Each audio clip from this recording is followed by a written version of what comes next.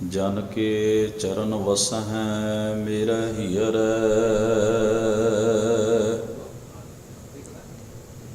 संग पुनीता देही जन की धूर देहु कृपा निध। नानक कै सुख एही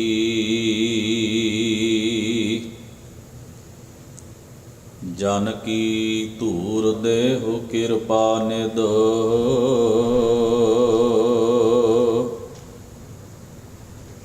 नानक कै सुख एही। वाहिगुरु जी का खालसा वाहिगुरु जी की फतेह। गुरु ग्रंथ साहिब सतगुरां दे पावन दरबार दीयां हाज़रियां भर रही गुरु सवारी साध संगत जीओ, गुरु महाराज की पावन बाणी नाल सांझ बना के आप जी सतगुरु के पावन उपदेश का लाहा प्राप्त कर रहे सी। कथा विचार दे पहले समय विच छेवें पातशाह धन गुरु हरगोबिंद साहब महाराज सतगुरु की महान वड्याई बाबत कुछ विचार आपां साझियां करन दा यतन कीता है। इस दे नाल ही इतिहास विच अज दा दिन साडे लई याद करन गोचरा इस करके भी है कि अज दे दिन आज़ादी पसंद और समय दी ब्रिटिश हुकूमत दे नाल एक तरह की बगावत करन वाले भाई महाराज सिंह अज दे दिन सिंगापुर दे विच अंग्रेज़ां दी कैद विच चलाना कर गए सन।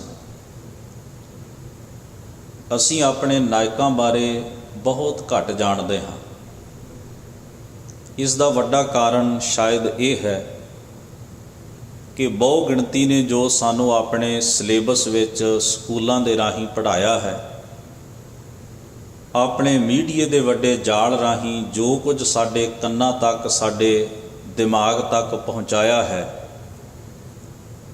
उस सारे दे प्रभाव थले असी अपने बहुत कीमती हीरियां नूं, नायकां नूं, अपने हीरोज़ नूं विसार बैठे हाँ, जां वो साडी याददाश्त विच बड़े धुंधले पै गए हैं। भारत दे विच जदों अंग्रेज़ां दे खिलाफ लड़ाई की गल चलती है तो कुछ छिट-पुट घटनावां तो बिना भारतीय इतिहास विच एक वड्डे गदर का जिक्र किया जाता है, जिन्हों 1857 का गदर कहा जाता है। और इस बारे आख्या जाता है कि ये गदर अंग्रेज़ां नूं भारत विचों कढ़ण वास्ते भारतीयां ने शुरू किया। हालांकि इस गदर दीयां तहियां विच होर भी बड़ा कुछ है।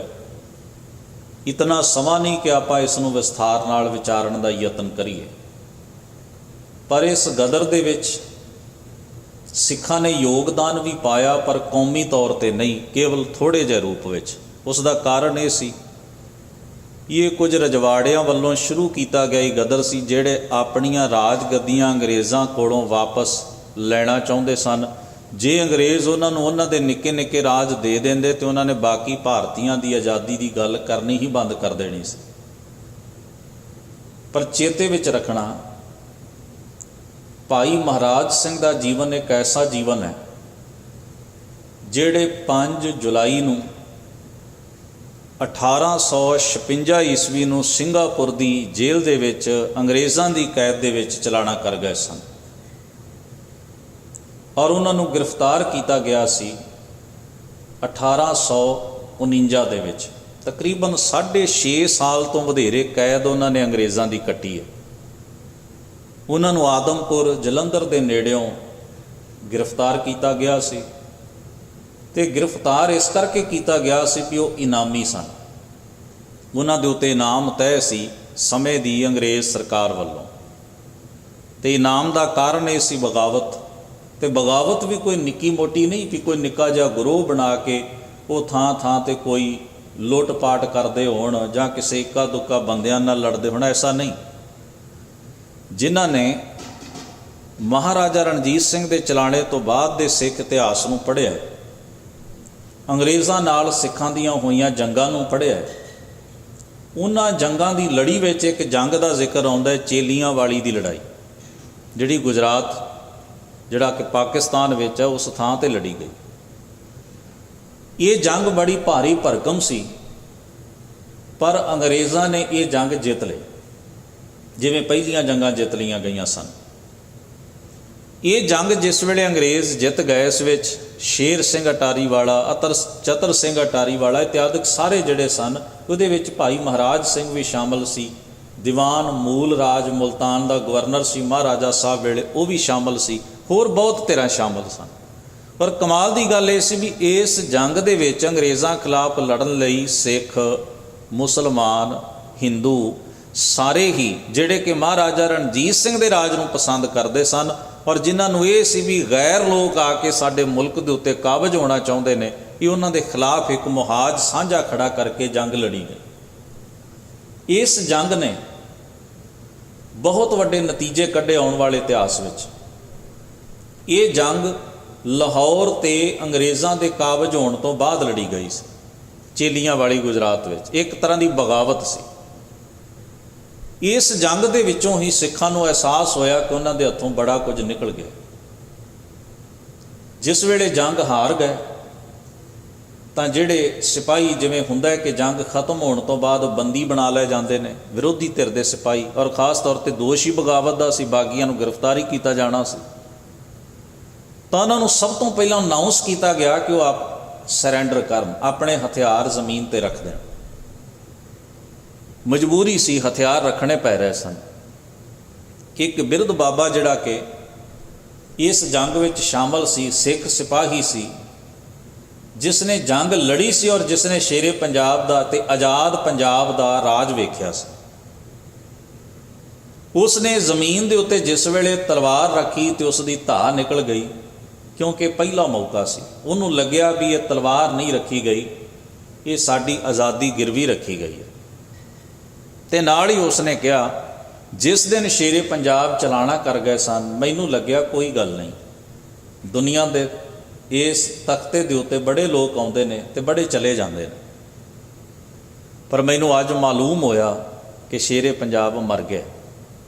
ਮੈਂ ਉਸ ਦਿਨ ਉਹਦੀ ਮੌਤ ਨੂੰ ਇੰਨਾ ਮਹਿਸੂਸ ਨਹੀਂ ਸੀ ਕੀਤਾ, ਪਰ ਅੱਜ ਜਿਸ ਵੇਲੇ ਮੇਰੇ ਹੱਥੋਂ, ਮੈਂ ਸਿੱਖ ਰਾਜ ਦਾ, ਆਜ਼ਾਦ ਪੰਜਾਬ ਦਾ ਇੱਕ ਸਿਪਾਹੀ ਹਾਂ, ਔਰ ਮੈਨੂੰ ਗੈਰਾਂ ਨੇ ਆਖਿਆ ਤੂੰ ਸਰੈਂਡਰ ਕਰ, ਆਤਮ ਸਮਰਪਣ ਕਰ, ਔਰ ਮੇਰਾ ਹਥਿਆਰ ਜ਼ਮੀਨ 'ਤੇ ਰਖਾ ਲਿਆ ਗਿਆ। ਅੱਜ ਸ਼ੇਰੇ ਪੰਜਾਬ ਸੱਚਮੁੱਚ ਹੀ ਮਰ ਗਿਆ। ਸ਼ਾਇਦ ਉਹ ਘੜੀ ਦੁਬਾਰਾ ਸਾਨੂੰ ਕਦੋਂ ਨਸੀਬ ਹੋਏ ਜਦੋਂ ਅਸੀਂ ਆਜ਼ਾਦ ਪੰਜਾਬ ਦੀ ਹੋਂਦ ਨੂੰ ਦੁਨੀਆ ਦੇ ਨਕਸ਼ੇ ਦੇ ਉੱਤੇ ਵੇਖੀਏ। ਇਹ ਉਸ ਦਾ ਰੋਣਾ ਤਾਰੀਖ ਦਾ ਰੋਣਾ ਬਣ ਗਿਆ। ਕੁਝ ਗੱਲਾਂ ਇਤਿਹਾਸ ਵਿੱਚ ਇਹੋ ਜਿਹੀਆਂ ਵਾਪਰ ਜਾਂਦੀਆਂ ਨੇ ਜਿਹੜੀਆਂ ਸਦੀਆਂ ਤਲਕ ਤੁਹਾਨੂੰ ਚੁੱਭਦੀਆਂ ਨੇ, ਤੁਹਾਨੂੰ ਕੁਝ ਨਾ ਕੁਝ ਮਹਿਸੂਸ ਕਰਾਉਂਦੀਆਂ ਰਹਿੰਦੀਆਂ ਨੇ, ਜਿਨ੍ਹਾਂ ਦੀ ਰੜਕ ਜਾਂਦੀ ਨਹੀਂ। ਉਦੋਂ ਬਾਅਦ ਭਾਵੇਂ ਕਿੰਨੀਆਂ ਵੀ ਸੁਖਾਵੀਆਂ ਘਟਨਾ ਵਾਪਰ ਜਾਣ। ਇਸ ਬਗਾਵਤ ਦੇ ਵਿੱਚ ਭਾਈ ਮਹਾਰਾਜ ਸਿੰਘ ਦਾ ਖਾਸ ਰੋਲ ਸੀ, ਔਰ ਭਾਈ ਮਹਾਰਾਜ ਸਿੰਘ ਬਾਬਾ ਵੀਰ ਸਿੰਘ ਨਰੰਗਾਬਾਦ ਵਾਲਿਆਂ ਦੇ ਉੱਤਰਾਧਿਕਾਰੀ ਸਨ, ਜਿਹੜੇ ਡੋਗਰਾਗਰਦੀ ਦੇ ਖਿਲਾਫ ਲੜਦਿਆਂ ਹੋਇਆਂ ਸ਼ਹੀਦ ਹੋ ਗਏ ਸਨ 1844 ਦੇ ਵਿੱਚ। ਭਾਈ ਮਹਾਰਾਜ ਸਿੰਘ ਨੇ ਯਤਨ ਕੀਤਾ, ਔਰ ਠੀਕ 6 ਦਿਨ ਪਹਿਲਾਂ ਬਗਾਵਤ ਤੋਂ ਉਹਨਾਂ ਨੂੰ ਗ੍ਰਿਫਤਾਰ ਕਰ ਲਿਆ ਗਿਆ, ਕਿਸੇ ਦੀ ਸੂਹ ਦੇਣ ਦੇ ਉੱਤੇ, ਖਬਰ ਦੇਣ ਦੇ ਉੱਤੇ। ਜਦੋਂ 6 ਦਿਨ ਬਾਅਦ ਉਹਨਾਂ ਨੇ ਇੱਕ ਪ੍ਰਬੰਧ ਕੀਤਾ ਹੋਇਆ ਸੀ ਬਹੁਤ ਵੱਡੀ ਬਗਾਵਤ ਦਾ। ਐਸੇ ਮੌਕੇ ਇਤਿਹਾਸ ਵਿੱਚ ਬੜੀ ਵਾਰ ਆਏ। ਇੱਕ ਐਸਾ ਮੌਕਾ ਵੀ ਆਇਆ ਜਦੋਂ ਗਦਰੀ ਬਾਬਿਆਂ ਨੇ ਬਗਾਵਤ ਦਾ ਪ੍ਰਬੰਧ ਕੀਤਾ ਸੀ ਪੰਜਾਬ ਵਿੱਚ, ਔਰ ਐਨ ਟਾਈਮ 'ਤੇ ਆ ਕੇ ਗਦਰੀਆਂ ਦੀ ਦੁਆਰਾ ਕੀਤੀ ਜਾਣ ਵਾਲੇ ਗਦਰ ਦੀ ਸੂਹ ਜਦੋਂ ਅੰਗਰੇਜ਼ਾਂ ਨੂੰ ਲੱਗ ਗਈ ਤੇ ਥਾਂ ਥਾਂ 'ਤੇ ਰੇਡ ਕਰਕੇ ਉਹਨਾਂ ਬੰਦੇ ਚੱਕ ਲਏ। ਨਹੀਂ ਤਾਂ ਪੰਜਾਬ ਵਿੱਚ ਬੜੇ ਵੱਡੇ ਗਦਰ ਦੀ ਸੰਭਾਵਨਾ ਸੀ ਅੰਗਰੇਜ਼ਾਂ ਦੇ ਖਿਲਾਫ। ਇਹ ਇੱਕ ਐਸੀ ਲੜਾਈ ਹੁੰਦੀ ਹੈ ਜਿਸ ਲੜਾਈ ਦੇ ਵਿੱਚ ਬੜੇ ਪੜਾਅ ਆਉਂਦੇ ਨੇ, ਬੜੇ ਸਟੈਪ ਆਉਂਦੇ ਨੇ, ਔਰ ਕਿਸੇ ਸਟੈਪ ਦੇ ਉੱਤੇ ਜਾ ਕੇ ਐਨ ਮੌਕੇ ਦੇ ਉੱਤੇ ਐਸੀ ਘਟਨਾ ਵਾਪਰ ਜਾਂਦੀ ਹੈ ਵੀ ਤੁਹਾਡੀਆਂ ਸਾਰੀਆਂ ਸਕੀਮਾਂ ਅਤੇ ਵਿਉਂਤਾਂ ਜਿਹੜੀਆਂ ਨੇ ਉਹ ਫਿਰ ਸਦੀਆਂ ਲੱਗਦੀਆਂ ਨੇ ਸਰਵਾਈਵ ਕਰਨ ਦੇ ਉੱਤੇ। ਜੇ ਉਹ ਵਾਪਰ ਜਾਏ ਤਾਂ ਓਨਾ ਹੀ ਤੁਸੀਂ ਐਡਵਾਂਸ ਹੋ ਜਾਂਦੇ ਹੋ।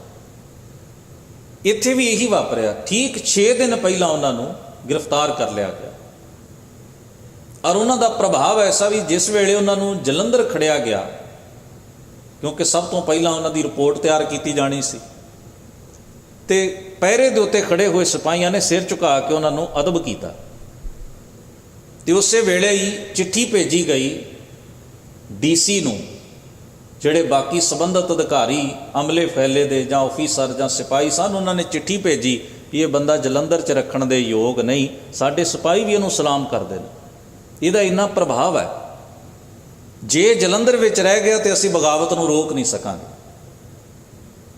ਚਲਾਨ ਪੇਸ਼ ਕੀਤੇ ਗਏ। ਅਖੀਰ ਜੋ ਬਾਗੀਆਂ ਨਾਲ ਸਲੂਕ ਹੁੰਦਾ ਹੈ, ਉਹਨਾਂ ਨੂੰ ਸਫ਼ਰ ਕਰਾਉਂਦਿਆਂ ਪੜਾਅਵਾਰ ਕਿਤੇ ਰੱਖ ਇਸ ਤਰ੍ਹਾਂ ਕਰਦਿਆਂ ਉਹਨਾਂ ਨੂੰ ਕਲਕੱਤੇ ਭੇਜਿਆ ਗਿਆ। ਉਦੋਂ ਕਲਕੱਤਾ ਹੀ ਅੰਗਰੇਜ਼ਾਂ ਦੀ ਰਾਜਧਾਨੀ ਸੀ। ਸਭ ਤੋਂ ਪਹਿਲਾਂ ਬੰਗਾਲ ਹੀ ਭਾਰਤ ਦੇ ਵਿੱਚ ਅੰਗਰੇਜ਼ਾਂ ਦੇ ਕੰਟਰੋਲ 'ਚ ਆਇਆ ਸੀ। ਸਭ ਤੋਂ ਬਾਅਦ ਪੰਜਾਬ ਆਇਆ ਔਰ ਪੰਜਾਬ ਦਾ ਵੀ ਨਕਸ਼ਾ ਤੁਸੀਂ ਚੁੱਕ ਕੇ ਵੇਖੋ ਵੀ ਉਹੋ ਜਿਹਾ ਪੰਜਾਬ ਨਾ ਪਹਿਲਾਂ ਤਾਰੀਖ ਦੇ ਵਿੱਚ ਇਸ ਤਰ੍ਹਾਂ ਦਾ ਬਣ ਸਕਿਆ ਤੇ ਨਾ ਬਾਅਦ ਵਿੱਚ ਬਣ ਸਕਿਆ। ਖੁਰਿਆ ਹੀ ਹੈ, ਵਧਿਆ ਕਦੇ ਨਹੀਂ। ਔਰ ਕਲਕੱਤੇ ਤੋਂ ਉਹਨਾਂ ਨੂੰ ਸਿੰਗਾਪੁਰ ਜਲਾਵਤਨ ਕੀਤਾ ਗਿਆ, ਜਿੱਥੇ ਉਹਨਾਂ ਨੂੰ ਨਮਕ ਵਾਲੀ ਰੋਟੀ ਖਾਣ ਲਈ ਦਿੱਤੀ ਜਾਂਦੀ, ਹਨੇਰੀ ਕੋਠੜੀ 'ਚ ਰੱਖਿਆ ਗਿਆ ਜਿੱਥੇ ਸੂਰਜ ਦੀ ਕਿਰਨ ਵੀ ਉਹਨਾਂ ਦੇ ਸਰੀਰ 'ਤੇ ਨਾ ਪੈ ਸਕੇ। ਉਹਨਾਂ ਨੂੰ ਪਾਣੀ ਵੀ ਮਿਲਾਵਟ ਖੋਰਾ ਤੇ ਮੈਲਾ ਦਿੱਤਾ ਜਾਂਦਾ, ਯਾਨੀ ਕਿ ਇੱਕ ਤਰ੍ਹਾਂ ਦਾ ਟੌਰਚਰ ਸੀ। ਇੱਕ ਤਾਂ ਕੈਦ ਵਿੱਚ ਹੀ ਪਾਇਆ ਸੀ, ਫਿਰ ਕੈਦ ਵਿੱਚ ਵੀ ਅੱਗੇ ਕਈ ਤਰ੍ਹਾਂ ਦੇ ਉਹਨਾਂ ਨੂੰ ਤਸੀਹੇ ਦਿੱਤੇ ਜਾਂਦੇ ਸਨ, ਘੁੱਟ ਕੇ ਮਰਨ ਲਈ ਮਜਬੂਰ ਕੀਤਾ ਜਾਂਦਾ ਸੀ। ਸਰਕਾਰ ਇਹ ਟੌਰਚਰ ਇਸ ਕਰਕੇ ਕਰਦੀ ਸੀ ਵੀ ਕਿਸੇ ਤਰ੍ਹਾਂ ਭਾਈ ਮਹਾਰਾਜ ਸਿੰਘ ਆਪਣਾ ਮੁਆਫੀਨਾਮਾ ਸਾਨੂੰ ਦੇਣ, ਤਾਂ ਕਿ ਉਸ ਮੁਆਫੀਨਾਮੇ ਨੂੰ ਸ਼ੋਅ ਕਰਕੇ ਅਸੀਂ ਪੰਜਾਬ ਜਾਂ ਭਾਰਤ ਵਿੱਚ ਬਾਕੀ ਖਾਸ ਤੌਰ 'ਤੇ ਜਿਹੜੇ ਸਿੱਖ ਐਸੀਆਂ ਸਰਗਰਮੀਆਂ ਵਿੱਚ ਲੱਗੇ ਹੋਏ ਨੇ ਜਿਹੜੇ ਅੰਗਰੇਜ਼ ਦੇ ਬ੍ਰਿਟਿਸ਼ ਰਾਜ ਨੂੰ ਪਸੰਦ ਨਹੀਂ ਕਰਦੇ, ਅਸੀਂ ਉਹਨਾਂ ਨੂੰ ਵਿਖਾ ਸਕੇ ਵੀ ਤੁਹਾਡੇ ਵੱਡੇ ਗਦਰੀ ਜਿਹੜੇ ਨੇ, ਬਾਗੀ ਜਿਹੜੇ, ਉਹ ਮਾਫੀਆਂ ਮੰਗ ਹੈ, ਤੁਸੀਂ ਕਿਹਦੇ ਪਾਣੀ ਆ ਰਹੇ। ਪਰ ਗੁਰੂ ਦੇ ਉਹ ਸਿਦਕੀ ਸਿੱਖ ਨੇ ਤਿਲ ਮਰਨਾ ਮਨਜ਼ੂਰ ਕੀਤਾ। ਉਹਨੇ ਲੂਣ ਵਾਲੀ ਰੋਟੀ, ਮੈਲਾ ਤੇ ਨਮਕ ਖੋਰਾ ਪਾਣੀ ਪੀ ਕੇ ਆਪਣੇ ਹੱਡ ਗਾਲ ਲੈਣੇ ਮਨਜ਼ੂਰ ਕਰ ਲਏ। ਉਸਨੇ ਹਨੇਰੀ ਕੋਠੜੀ ਦੇ ਵਿੱਚ ਅੰਨੇ ਹੋਣਾ ਮਨਜ਼ੂਰ ਕਰ ਲਿਆ। ਤੁਸੀਂ ਜ਼ਰਾ ਮਹਿਸੂਸ ਕਰਕੇ ਵੇਖੋ ਉਹ ਪਲ, ਉਹ ਘੜੀਆਂ, ਉਹ ਵਕਤ ਕਿਹੋ ਜਿਹਾ ਹੋਏਗਾ ਜਿੱਥੇ ਬੰਦੇ ਨੂੰ ਪਤਾ ਹੈ ਵੀ ਜੋ ਮੈਂ ਖਾ ਰਿਹਾ ਇਹ ਮੇਰੇ ਲਈ ਜ਼ਹਿਰ ਦਾ ਕੰਮ ਕਰ ਰਿਹਾ, ਇਹ ਰੋਟੀ ਮੇਰੀ ਭੁੱਖ ਦੂਰ ਨਹੀਂ ਕਰ ਰਹੀ, ਮੇਰੇ ਹੱਡ ਗਾਲ ਰਹੀ ਹੈ, ਇਹ ਪਾਣੀ ਜਿਹੜਾ ਮੈਂ ਪੀ ਰਿਹਾ ਹੈ ਮੇਰੀ ਪਿਆਸ ਦੂਰ ਨਹੀਂ ਕਰ ਰਿਹਾ, ਇਹ ਮੇਰੇ ਅੰਦਰ ਨੂੰ ਖੋਰਦਾ ਤੁਰਿਆ ਜਾ ਰਿਹਾ। ਜਿਹੜੀ ਹਨੇਰੀ ਕੋਠੜੀ ਵਿੱਚ ਮੈਂ ਬੰਦ ਹਾਂ, ਪਹਿਲਾਂ ਉਹਨਾਂ ਦੀ ਅੱਖਾਂ ਦੀ ਰੌਸ਼ਨੀ ਜਾਣੀ ਸ਼ੁਰੂ ਹੋਈ ਤੇ ਹੋਰ ਆਪਾਂ ਸਾਰੇ ਹੀ ਸਮਝਦੇ ਹਾਂ ਵੀ ਸਰੀਰ ਨੂੰ ਕਿੰਨੀਆਂ ਬਿਮਾਰੀਆਂ ਜਿਹੜੀਆਂ ਨੇ ਉਹ ਘੇਰ ਲੈਂਦੀਆਂ ਨੇ ਐਸੀ ਸਿਚੁਏਸ਼ਨ ਤੇ ਹਾਲਾਤ ਵਿੱਚ। ਮਾਨਸਿਕ ਤੌਰ 'ਤੇ, ਸਰੀਰਕ ਤੌਰ 'ਤੇ ਬੰਦਾ ਕਿੰਨਾ ਟੁੱਟ ਜਾਂਦਾ ਹੈ। ਪਰ ਉਹ ਹਰ ਵਕਤ ਬਾਣੀ ਦੇ ਰੰਗ ਵਿੱਚ ਗੁਰੂ ਨੂੰ ਯਾਦ ਕਰਦਿਆਂ ਸਿੱਖੀ ਸਿਦਕ ਉੱਤੇ ਦ੍ਰਿੜ ਰਹੇ। ਮੈਂ ਆਪ ਜੀ ਦੇ ਨਾਲ ਇੱਕ ਖਿਆਲ ਸਾਂਝਾ ਕਰਾਂ। ਭਾਰਤ ਵਿੱਚ ਇੱਕ ਜਥੇਬੰਦੀ ਹੈ ਬੜੇ ਚਿਰਾਂ ਦੀ, ਜਿਸ ਨੂੰ RSS ਕਿਹਾ ਜਾਂਦਾ। ਇਹਨਾਂ ਦੇ ਕੋਲ ਇੱਕ ਬੜਾ ਵੱਡਾ ਹੀਰੋ ਹੈ ਜਿਸ ਨੂੰ ਵੀਰ ਸਾਵਰਕਰ ਕਿਹਾ ਜਾਂਦਾ। ਵੀਰ ਸਾਵਰਕਰ ਨੂੰ ਅੰਡੇਮਾਨ ਦੀ ਕਾਲੇ ਪਾਣੀ ਜੇਲ੍ਹ ਦੇ ਵਿੱਚ ਸਜ਼ਾ ਹੋਈ। ਇਹ ਤੇ ਇਹਦਾ ਭਰਾ ਦੋਵੇਂ ਹੀ ਲਿਖਤੀ ਚਿੱਠੀਆਂ ਦੇ ਕੇ ਅੰਗਰੇਜ਼ ਸਰਕਾਰ ਤੋਂ ਮੁਆਫੀ ਮੰਗ ਕੇ ਵੀ ਅਸੀਂ ਤੁਹਾਡੇ ਵਫਾਦਾਰ ਰਹਾਂਗੇ ਔਰ ਐਸੀ ਕਿਸੇ ਸਰਗਰਮੀ 'ਚ ਅੱਗੇ ਤੋਂ ਹਿੱਸਾ ਨਹੀਂ ਲਵਾਂਗੇ। ਇਹਨਾਂ ਦੀਆਂ ਚਿੱਠੀਆਂ ਅੱਜ ਵੀ ਮੌਜੂਦ ਨੇ। ਮੁਆਫੀ ਮੰਗ ਕੇ ਉਸ ਜੇਲ੍ਹ 'ਚੋਂ ਛੁੱਟੇ ਸਨ। ਉਸੇ ਜੇਲ੍ਹ ਵਿੱਚ ਗਦਰੀ ਬਾਬੇ ਵੀ ਕੈਦ ਰਹੇ ਨੇ, ਬੰਦ ਰਹੇ ਨੇ। ਕਿਸੇ ਇੱਕ ਵੀ ਗਦਰੀ ਨੇ ਚਿੱਠੀ ਨਹੀਂ ਲਿਖੀ ਸਰਕਾਰ ਨੂੰ ਵੀ ਮੈਨੂੰ ਮਾਫ ਕਰ ਦਿੱਤਾ ਜਾਏ। ਔਰ ਪੁਸਤਕਾਂ ਛਪੀਆਂ ਨੇ ਕਾਲੇ ਪਾਣੀ ਦੀ ਜੇਲ੍ਹ ਦੇ ਵਿੱਚ ਕਿਹੋ ਜਿਹਾ ਵਰਤਾਅ ਸਰਕਾਰ ਕਰਦੀ ਸੀ ਕੈਦੀਆਂ ਦੇ ਨਾਲ। ਪਸ਼ੂਆਂ ਤੋਂ ਵੀ ਬਦਤਰ, ਪਸ਼ੂ ਨਾਲ ਵੀ ਰਿਆਇਤ ਕੀਤੀ ਜਾਂਦੀ ਹੈ ਕਿਤੇ ਨਾ ਕਿਤੇ। ਮਾਲਕ ਪਸ਼ੂ ਨਾਲ ਰਿਆਇਤ ਕਰਦਾ ਵੀ ਇਹਦੀ ਜਾਨ ਨਾ ਨਿਕਲ ਜਾਏ, ਮੈਂ ਤਾਂ ਫਿਰ ਵੀ ਕੰਮ ਲੈਣਾ। ਪਰ ਉਹ ਉਸ ਜੇਲ੍ਹ ਵਿੱਚ ਕੈਦ ਗਦਰੀ ਬਾਬਿਆਂ ਦੇ ਨਾਲ ਪਸ਼ੂਆਂ ਤੋਂ ਵੀ ਬਦਤਰ। ਉਹਨਾਂ ਨੂੰ ਇਸ ਵੀ ਮਰਦੇ, ਕੱਲ੍ਹ ਮਰਨਾ ਹੈ, ਅੱਜ ਮਰ ਜਾਣ, ਸਾਨੂੰ ਅਸੀਂ ਇਹਨਾਂ ਤੋਂ ਕੀ ਕਰਾਉਣਾ ਹੈ। ਇੰਨਾ ਜ਼ੁਲਮ, ਇੰਨਾ ਧੱਕਾ, ਪਰ ਕਿਸੇ ਇੱਕ ਵੀ ਸਿੱਖ ਗਦਰੀ ਨੇ ਚਿੱਠੀ ਨਹੀਂ ਲਿਖੀ ਮੁਆਫੀ ਦੀ। ਇਹ ਪਿਛੋਕੜ ਹੈ ਸਾਡਾ। ਉਹਨਾਂ ਆਖਿਆ ਜਿਸ ਅਸੂਲ ਲਈ ਲੜੇ ਆ, ਘਰੋਂ ਤੁਰੇ ਸਾਂ, ਜਾਨ ਬਚਾਉਣ ਨਹੀਂ ਸਾਂ ਤੁਰੇ। ਜਦੋਂ ਇਸ ਰਾਹ ਦੇ ਉੱਤੇ ਪੈਰ ਪਾਇਆ ਸੀ ਤਾਂ ਉਦੋਂ ਮਿੱਥ ਕੇ ਚੱਲੇ ਸਾਂ ਵੀ ਇਹ ਕਾਜ ਵਾਸਤੇ ਅਸੀਂ ਸਮਰਪਿਤ ਹਾਂ, ਤੇ ਹੁਣ ਮਾਫੀ ਦਾ ਕੀ? ਜੇ ਅੱਜ ਹੀ ਮਾਫੀਆਂ ਮੰਗਣੀਆਂ ਨੇ ਫਿਰ ਤੁਰਦੇ ਹੀ ਨਾ। ਕਿੰਨਾ ਦ੍ਰਿੜ ਸਿਦਕ ਇਰਾਦਾ, ਕਿੰਨੀ ਬੁਲੰਦੀ ਹੈ ਸਿਦਕ ਦੀ। ਜਿਸ ਸਿਦਕ ਦੇ ਪੈਂਡੇ ਤੈਅ ਕਰਦਿਆਂ ਹੋਇਆ ਸਾਡੇ, ਔਰ ਕੈਸੀ ਤਰਾਸਦੀ ਵੇਖੋ ਭਾਰਤ ਮੁਲਕ ਦੀ ਵੀ। ਉਸ ਬੱਬਰ ਅਕਾਲੀਆਂ ਦਾ ਇਤਿਹਾਸ ਪੜ੍ਹੋ, ਅਜੇ ਤੱਕ ਹਰ ਇੱਕ ਸਟੇਟ ਜਿਹੜੀ ਹੈ ਨਾ, ਉਹ ਆਪਣੇ ਜਿਹੜੇ ਆਜ਼ਾਦੀ ਘੁਲਾਟੀਏ ਹੁੰਦੇ ਨੇ, ਫਰੀਡਮ ਫਾਈਟਰ ਹੁੰਦੇ ਨੇ, ਉਹਨਾਂ ਦੀ ਲਿਸਟ ਤਿਆਰ ਕਰਦੀ ਵੀ ਕਿਹੜੀ ਕਿਹੜੀ ਮੂਵਮੈਂਟ ਚੱਲੀ ਤੇ ਉਸ ਮੂਵਮੈਂਟ ਵਿੱਚ ਕਿਹੜੇ ਲੋਕ ਸਨ। ਪਰ ਤੁਸੀਂ ਹੈਰਾਨ ਹੋਵੋਗੇ, ਨਾ ਤਾਂ ਫਰੀਡਮ ਫਾਈਟਰ ਜਿਹੜੀਆਂ ਆਰਗੇਨਾਈਜੇਸ਼ਨ ਕੰਮ ਕਰਦੀਆਂ ਸਨ ਉਹਨਾਂ ਦੇ ਵਿੱਚ ਗਦਰੀ ਬਾਬਿਆਂ ਦਾ ਉਹ ਰੁਤਬਾ ਅੱਜ ਤੱਕ ਉਸ ਲਿਸਟ 'ਚ ਪਾਇਆ ਗਿਆ, ਤੇ ਨਾ ਬੱਬਰ ਅਕਾਲੀਆਂ ਦਾ ਪਾਇਆ ਗਿਆ। ਕਿੱਡੀ ਹੈਰਾਨੀ ਦੀ ਗੱਲ ਹੈ। ਔਰ ਫਰੀਡਮ ਫਾਈਟ ਜਦੋਂ ਵਕਤ ਬਦਲ ਜਾਂਦਾ ਨਾ, ਕਹਿੰਦੇ ਜਿਹਦੇ ਹੱਥ ਤਾਕਤ ਆ ਜਾਂਦੀ ਹੈ ਉਹ ਫਿਰ ਆਪਣੇ ਝੂਠ ਨੂੰ ਵੀ ਸੱਚ ਬਣਾ ਕੇ ਪੇਸ਼ ਕਰਦਾ। 1857 ਦੇ ਗਦਰ ਨੂੰ ਉਭਾਰ ਲਿਆ ਗਿਆ, ਪਰ ਭਾਈ ਮਹਾਰਾਜ ਸਿੰਘ ਦਾ ਨਾਂ ਲੈਣਾ, ਸਮੇਂ ਦੀ ਜਿਹੜੀ ਸਟੇਟ ਹੈ ਜਾਂ ਉਹਦੇ ਇਤਿਹਾਸਕਾਰ ਨੇ, ਉਹਨਾਂ ਨੇ ਬਿਲਕੁਲ ਐਨ ਅੱਖਾਂ ਮੀਟ ਲਈਆਂ ਵੀ ਜਿਵੇਂ ਉਹਨਾਂ ਨੂੰ ਕੱਖ ਦੀਦਾ ਹੀ ਨਹੀਂ, ਜਾਂ ਸੁਣਦਾ ਹੀ ਨਹੀਂ, ਜਾਂ ਪਤਾ ਹੀ ਨਹੀਂ। ਪੌਣੇ 7 ਸਾਲ 6.5 ਸਾਲ ਤੋਂ ਵਧੇਰੇ ਦਾ ਸਮਾਂ ਜਿਹੜਾ ਹੈ ਉਹ ਅੰਗਰੇਜ਼ਾਂ ਦੀ ਕੈਦ ਵਿੱਚ ਰਹਿ ਕੇ ਅੱਜ ਦੇ ਦਿਨ ਭਾਈ ਮਹਾਰਾਜ ਸਿੰਘ ਇਸ ਫਾਨੀ ਸੰਸਾਰ ਤੋਂ ਕੂਚ ਕਰ ਗਏ ਸਨ। ਪਰ ਉਹਨਾਂ ਨੇ ਆਪਣੇ ਸਿਦਕ ਨੂੰ, ਆਪਣੀ ਦ੍ਰਿੜਤਾ ਨੂੰ ਆਂਚ ਨਹੀਂ ਸੀ ਆਉਣ ਦਿੱਤੀ। ਉਹਨਾਂ ਦੇ ਜੀਵਨ ਉੱਤੇ ਪੁਸਤਕਾਂ ਛਪੀਆਂ ਹੋਈਆਂ ਨੇ। ਆਪਾਂ ਯਤਨ ਕਰਿਆ ਕਰੀਏ ਐਸੇ ਮਹਾਨ ਲੋਕਾਂ ਨੂੰ ਜਿਨ੍ਹਾਂ ਨੇ ਸਿੱਖੀ ਸਿਦਕ ਵੀ ਨਿਭਾਇਆ ਤੇ ਅਸੂਲ ਤੇ ਖੜ ਕੇ ਆਪਣੀ ਜ਼ਿੰਦਗੀ ਨੂੰ ਜੀਵਿਆ ਵੀ, ਔਰ ਉਸ ਅਸੂਲ ਦੀ ਖਾਤਰ ਆਪਣੀਆਂ ਕੁਰਬਾਨੀਆਂ ਵੀ ਦਿੱਤੀਆਂ, ਸ਼ਹਾਦਤਾਂ ਵੀ ਦਿੱਤੀਆਂ। ਐਸੇ ਮਹਾਨ ਲੋਕਾਂ ਦੇ ਜੀਵਨ ਨੂੰ ਯਾਦ ਕਰੀਏ। ਉਹ ਸਾਡੇ ਆਈਡੀਅਲ ਨੇ, ਸਾਡੇ ਹੀਰੋ ਨੇ। ਸਹੀ ਅਰਥਾਂ ਵਿੱਚ ਉਹ ਫਰੀਡਮ ਫਾਈਟਰ ਨੇ। ਉਹ ਕਿਸੇ ਚਮੜੀ ਲਈ ਨਹੀਂ ਲੜੇ ਕਿ ਗੋਰੀ ਚਮੜੀ ਖਤਮ ਹੋ ਜਾਏ ਤੇ ਚਿੱਟੀ ਰਹਿ ਜਾਏ ਜਾਂ ਕਾਲੀ ਰਹਿ ਜਾਏ, ਐਸਾ ਨਹੀਂ। ਉਹਨਾਂ ਨੇ ਜਿਸ ਅਸੂਲ ਲਈ ਜੰਗ ਲਈ, ਉਹ ਚਾਹੁੰਦੇ ਸਨ ਐਸਾ ਰਾਜ ਜਿੱਥੇ ਹਰ ਮਜ਼ਹਬ, ਹਰ ਧਰਮ ਦੇ ਲੋਕ ਇਕੱਠੇ ਰਹਿਣ। ਉਹਨਾਂ ਦੇ ਸਾਹਮਣੇ ਇੱਕ ਆਦਰਸ਼ ਰਿਹਾ ਗੁਰੂ ਸਾਹਿਬਾਨ ਦੀ ਸੋਚ ਦਾ। ਉਸ ਸੋਚ ਨੂੰ ਸਮਰਪਿਤ ਹੋ ਕੇ ਉਹਨਾਂ ਨੇ ਗੁਲਾਮੀ ਦੇ ਵਿਰੋਧ ਵਿੱਚ ਤੇ ਆਜ਼ਾਦੀ ਦੀ ਪਸੰਦੀ ਦੇ ਹੱਕ ਵਿੱਚ ਆਪਣੀਆਂ ਕੁਰਬਾਨੀਆਂ ਦਿੱਤੀਆਂ ਨੇ। ਔਰ ਉਹ ਸਦਾ ਹੀ, ਭਾਵੇਂ ਉਹ ਇੱਕ ਖਿੱਤੇ ਵਿੱਚ ਪੈਦਾ ਹੋਏ ਨੇ, ਭਾਵੇਂ ਇੱਕ ਖਾਸ ਕਲਚਰ ਨਾਲ ਜੁੜੇ ਰਹੇ ਨੇ, ਪਰ ਐਸੇ ਲੋਕਾਂ ਦਾ ਜੀਵਨ ਸਭਨਾਂ ਦੇ ਲਈ ਇੱਕ ਚਾਨਣ ਮੁਨਾਰਾ ਹੁੰਦਾ ਹੈ। ਅਸੀਂ ਐਸੇ ਮਹਾਨ ਪਰਉਪਕਾਰੀ, ਆਜ਼ਾਦੀ ਪਸੰਦ ਔਰ ਸਿੱਖ ਰਾਜ ਦੇ ਸੱਚੇ ਹਤੈਸ਼ੀ ਔਰ ਗੁਰੂ ਦੇ ਸੱਚੇ ਸਿਦਕੀ ਸਿੱਖ ਨੂੰ ਉਹਨਾਂ ਦੀ ਸ਼ਹਾਦਤ ਦੇ ਉੱਤੇ ਕੋਟਾਨ ਕੋਟ ਪ੍ਰਣਾਮ ਕਰਦੇ ਹਾਂ। ਸਤਿਗੁਰੂ ਸੱਚੇ ਪਾਤਸ਼ਾਹ ਰਹਿਮਤ ਕਰਨ, ਅਸੀਂ ਐਸੇ ਮਹਾਨ ਲੋਕਾਂ ਦੇ ਜੀਵਨ ਤੋਂ ਪ੍ਰੇਰਨਾਵਾਂ ਲੈ ਸਕੀਏ, ਤਾਂ ਕਿ ਸਾਨੂੰ ਇਸ ਗੱਲ ਦੀ ਸਮਝ ਪਏ ਵੀ ਗੁਰੂ ਮਹਾਰਾਜ ਨੇ ਪੰਜਾਬ ਦੀ ਸਰਜ਼ਮੀਨ ਦੇ ਉੱਤੇ ਜਿਹੜੀ ਫਸਲ ਪੈਦਾ ਕੀਤੀ ਹੈ, ਉਸ ਫਸਲ ਜਾਂ ਸਤਿਗੁਰੂ ਨੇ ਜਿਹੜਾ ਬਗੀਚਾ ਸੋਹਣਾ ਬਣਾਇਆ, ਇਹਦੇ ਵਿੱਚ ਕਿੰਨੇ ਭਾਂਤ ਸੁਪਾਂਤੇ ਸੁੰਦਰ ਖੂਬਸੂਰਤ ਫੁੱਲ ਨੇ। ਫੁੱਲਾਂ ਦੇ ਰੰਗ ਵੱਖਰੇ ਵੱਖਰੇ ਹੋ ਸਕਦੇ ਨੇ, ਪਰ ਉਹਨਾਂ ਦੀ ਸੁਗੰਧ, ਉਹਨਾਂ ਦੀ ਮਹਿਕ ਸਭਨਾਂ ਨੂੰ ਸ਼ਰਸ਼ਾਰ ਕਰਦੀ ਹੈ, ਸਭਨਾਂ ਨੂੰ ਆਨੰਦ ਦੇ ਕਲਾਵੇ ਵਿੱਚ ਲੈ ਲੈਂਦੀ ਹੈ। ਸਾਹਿਬ ਸਤਿਗੁਰੂ ਕਿਰਪਾ ਕਰਨ। ਅਸੀਂ ਆਪਣੇ ਮਹਾਨ ਪੁਰਖਿਆਂ ਨੂੰ ਪ੍ਰਣਾਮ ਕਰਦੇ ਹਾਂ। ਉੱਥੇ ਅੱਜ ਦੇ ਦਿਨ ਹੀ ਆਪਾਂ ਧੰਨ ਗੁਰੂ ਹਰਗੋਬਿੰਦ ਸਾਹਿਬ ਸੱਚੇ ਪਾਤਸ਼ਾਹ ਦਾ ਪ੍ਰਕਾਸ਼ ਪੁਰਬ ਵੀ ਮਨਾ ਰਹੇ ਹਾਂ। ਸਤਿਗੁਰੂ ਸੱਚੇ ਪਾਤਸ਼ਾਹ ਦੇ ਪ੍ਰਕਾਸ਼ ਪੁਰਬ ਦੀਆਂ ਵੀ ਆਪ ਜੀ ਨੂੰ ਕੋਟਾਨ ਕੋਟ ਵਧਾਈਆਂ ਹਨ। ਇਸੇ ਤਰ੍ਹਾਂ ਆਪ ਜੀ ਨੇ ਗੁਰੂ ਦਰਬਾਰ ਦੀਆਂ ਹਾਜ਼ਰੀਆਂ ਭਰਦੇ ਰਹਿਣ ਦਾ ਯਤਨ ਕਰਨਾ ਹੈ। ਭੁੱਲ ਚੁੱਕ ਦੀ ਖਿਮਾ, ਅਦਬ ਸਹਿਤ ਫਤਿਹ ਬੁਲਾਓ। ਵਾਹਿਗੁਰੂ ਜੀ ਕਾ ਖਾਲਸਾ, ਵਾਹਿਗੁਰੂ ਜੀ ਕੀ ਫਤਿਹ।